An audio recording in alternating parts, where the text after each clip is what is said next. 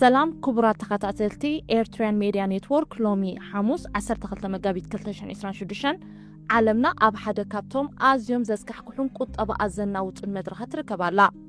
እቲ በኣሜሪካን እስራኤልን አንጻር ኢራን ዝካየድ ዘሎ ኩናት እንሆ ሎሚ ናብ መበል 13 መዓልቱ በፂሕሎም ሎሚ ዓልቲ ዝወፀ ጭቡጥ ዜናታት ግን ንኩናት ማእከላይ ምብራቅ ናብ ካልእ ሓደገኛ ምዕራፍ ኣሰጋጊርዎ ይርከብ ኢራን ነቲ ኩናት ካብ ዶባታ ወፃኢ ብምስፋሕ ንመላእ ሃገራት ወሽመጥ ዓረብን መራኸብ ነዳድን ዕላማ ትገብራላ ፕሬዚደንት ዶናልድ ትራምፕ ብወገኑ ኣብ ቀዳመይቲ ሰዓት ዓዊትና ኢና ክብል እንከሎ ኣብ ባይታ ግን ዋጋ ነዳዲ ሰማይ ይዓርጋሎ እስራኤል ድማ ንሊባኖስ ተዕኑላ እቲ ዝኸፍአ ድማ ኣሜሪካ ብጌጋ ዕላማ ኣብ ሓደ ቤት ትምህርቲ ዘውረዶ ዕንወት ሎሚ ብወግዒ ተቃሊዑሎ እዚ ኩሉን ሓቀኛ ሎሚ ኣብ ባይታ ዘጋጠመን ዜናታት ብዝርዝር ክንድህስሶይና ክሳብ መወዳእታ ምሳና ጽንሑ كبرات تخاتلتي ኤርትራን ሚድያ ኔትወርክ እቲ ሎሚ 12 መጋቢት ንዓለም ዘሰንበደ ቀዳማይ ዜና ካብ ቁጠባዊ ሸነኽ ይወፂኡ ኢራን ነቲ ኩናት ብብረት ጥራይ ዘይኮነ ብቁጠባውን ትዋግኦላ ሎሚ ንግሆ ዋጋ ሓደ ፊስቶ ነዳዲ ልዕሊ $100 ተሰቂሉ ዒሉሎም እዚ ዝኾነሉ ምኽንያት ኢራን ኣብ ቂሕ ባሕርን ወሽመጥ ዓረብን መጥቃዕትታታ ብኸቢድ ኣሒላቶላ ጋዜጣ ዘ ጋርዲያን ሎሚ ከም ዘረጋገጾ ኣማያት ኢራቅ ዝርከባ ክልተ ታንከራት ናይ ነዳዲ ዝጻዕና ዘፊሮስ ከምኡውን ሴፍሲ ቪሽኑ ዝተባህላ ብናይ ኢራን ነታውጊ ዝጻዕና ንኣሽቱ ጀላቡ ተሃሪመን ብሓዊ ይነዳለዋ ኣብ ርእሲ እዚ ኢራን ኣብቲ ቁልፊ ዝኾነ ጸቢብ ባሕሪ ሆርሙዝ ትሕቲ 10 ናይ ባሕሪ ነታውጊ ኣንቢራላ መንግስቲ ኢራን ሎሚ ኣብ ዘውፅኦ መጠንቀቕታ ኣሜሪካን እስራኤልን መጥቃዕትታትን ክሳብ ዘየቋረፃ ሓንቲ ሊትሮ ነዳዲ እውን ብጸቢብ ባሕሪ ሆርሙዝ ኣይክተሓልፍን እያ ዋጋ ነዳዲ ድማ ናብ $200 ክበፅሕ ክብል ኣጠንቂቑሎም እዚ ስጋት ኣብ ሃገራት ደቡብ ምብራቕ ኤስያ ከም ኢንዶኔዥያን ቪየትናምን ከቢድ ራዕዲ ፈጢሩሎም ከም መርኣዩ ድማ ሎሚ ኣብዘን ሃገራት ኣብያተ ጽሕፈት ክዕጾን መጓዓዝያ ክድረትን ተገዲዱሎም ብኻልእ ወገን ኢራን ዕላማኣ ናብተን መደበራት ኣሜሪካ ዝርከበን ሃገራት ወሽመጥ ኣቕኒዓቶላ ማዕከን ዜና አልጀዚራ ሎሚ ከም ዝሓበሮ ኣብ ከተማ ዱባይ ናይ ሕቡራት ኢማራት ማእከል ከተማ ኣብ ዝኾነ ኣልባዳኣ ኣብ ዝተባህለ ቦታ ከምኡውን ኣብ ሼኽ ዛይድ ሮድ ዝተመከታ ክልተ ድሮናት ርፍራፍ ወዲቑ ብርቱዕ ድምፂ ፍንጃር ተሰሚዑሎም መንግስቲ ዱባይ ነዚ ንእሽቶ ፍጻመ ድሮን ክብል እኳ እንተገለጾ ኣብታ ከተማ ግን ከቢድ ራዕዲ ፈጢሩሎም ብተወሳኺ ኣብ ኩዌት እውን ተመሳሳሊ መጥቃዕቲ ድሮን ተፈጺሙሎ መዓርፎ ነፈርቲ ኩዌት ብድሮናት ተሃሪሙ ንዋታዊ ዕንወት በፂሕዎሎ እቲ ዝኸፍአ ግን 6 መስመራት ሓይሊ ኤሌክትሪክ ኩዌት ብሰንኪ መጥቃዕቲ ድሮን ካብ ስራሕ ወጻኢ ኮይኖም ኣለዉ ኢራን ነዚ ኩሉ እትገብር ዘላ ሃገራት ወሽመጥ ንኣሜሪካ ኣብ ልዕሊ ኢራን መጥቃዕቲ ንኽትፍጽም መደበራተን ስለ ዝሃባ ንምቕጻዕን ነቲ ኩናት ናብ መላእ እቲ ዞባ ንምስፋሕን እዩ ኣብ ውሽጢ ኣሜሪካ ኸ ኩነታት ከመይ ኣሎ ሎሚ ሐሙስ ፕሬዚደንት ዶናልድ ትራምፕ ምስ ጋዜጠኛታት ኣብ ዝገበሩ ቃለ ምሕትት ዘገርም ሓሳብ ሂቡሎ ፕሬዚደንት ትራምፕ ተዓዊትና ኢና ኣብ ቀዳመይቲ ሰዓት እዩ ተወዲኡ ኢራን ኣብ መወዳእታኣ በፂሓላ ክብል ኣዊጁ ወሲኹ ድማ ኣብ ኢራን ክንሃርሞ ዝተረፈና ዕላማ ዳርጋ የለን ብምባል እቲ ኩናት ቀልጢፉ ክውዳእ ምዃኑ ኣሚትሎ ግን እዚ ኩናት ንኣሜሪካ ብዘይ ዋጋ ኣይኮነን ዝሓልፍ ዘሎ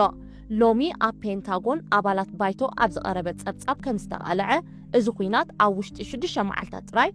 $11.3 ቢልዮን ወፂኡሎ እዚ ኣዝዩ ግዙፍ ቁጠባዊ ወጻኢ ኣብ ውሽጢ ኣሜሪካ ዓብዪ ፖለቲካዊ ክትዕ ፈጢሩ ይርከብ ኣባላት ሰልፊ ዴሞክራትስ ንዋይት ሃውስ ስለምንታይ ናብዚ ኩናት ኣቲና ክሳብ መዓስከ ክቕጽል እዩ ብምባል ሕቶታት የቕርብለዉ ሎም መዓልቲ ንዓለም ዘሕዘነን ዘቆጥዕን ካልእ ዜና ኣሎ ጋዜጣ ኒውዮርክ ታይምስ ሎሚ ኣብ ዘውፅኣቶ ዳህሳሳዊ ጸብጻብ እቲ ቅድሚ ሒደት መዓልታት ኣብ ኢራን ከተማ ሚናብ ዝተሃርመ ናይ ኣዋልድ ቤት ትምህርቲ ብጌጋ ዕላማ ወይ ናይ ታርጌት ኢረር ናይ ኣሜሪካ ቶማሃክ ሚሳይል ከም ዝተሃርመ ኣረጋጊጻላ ኣብዚ ዘስካሕክሕ መጥቃዕቲ ልዕሊ 170 ዝኾና ንጹሃት ተምሃሮን መምህራንን ህይወተን ስኢነን ኣለዋ ወተሃደራውያን ምንጭታት ኣሜሪካ ነዚ ጌጋ ብምስጢር ከም ዝተኣመንሉ እታ ጋዜጣ ወሲኻ ጠቒሳላ እዚ ፍጻመ ንኣሜሪካ ኣብ ዓለም ለኻዊ መድረኽ ዓብዪ ውርደት ኣውሪዱላ ይርከብ ልኡኽ ኢራን ኣብ ውድብ ሕቡራት ሃገራት ኣሚር ስዒድ ኢራቫኒ ሎሚ ኣብ ዝሃቦ ቃል ካብቲ ኩናት ዝጅመር ብሰንኪ መጥቃዕቲ ኣሜሪካን እስራኤልን 1348 ሲቪላውያን ህይወቶም ክስእኑ ከለዉ 17,000 ድማ ቆሲሎም ኣለዉ ክብል ነቲ ዕንወት ኣቃሊሕዎሎ ኢራን ነዚ ኩሉ እናራየት ኢዳ ኣይሃበትን حدش لعلواي مراحي إيران مجتبى خامنئي أبتي أبو زتهرملو ناي نفرت مدقعتي قوسيلو كم زنبرة لومي بوقعي ترقاقيت الله كوينو جن بهوتن بدحنتن كم زلو سبب سلطان إيران أفليت أمالو لعلواي أمخاري حلوى صورة إيران يحيى راحين سافافي لومي أب تلفزيون هاجر قريبو نترامب بتري كونين ولو نسو نترامب بعلو سيطان كم اون اتزعشون بلشون بريزيدنت أمريكا كبلت عرفوا إيران نتخينات دون مبال سلسة المخونات أغربا لا كابعاتهم حدد ما أمريكان إسرائيلن أب متأي زخونة متقعتي كم زي كايدا وحسنة كهبا زبل كوينو أمريكا جن نزي نتيقاتو لا أب موداتا زخينات أب ملأ مأكلاي مبرق زسعبو زل عنوت نرأى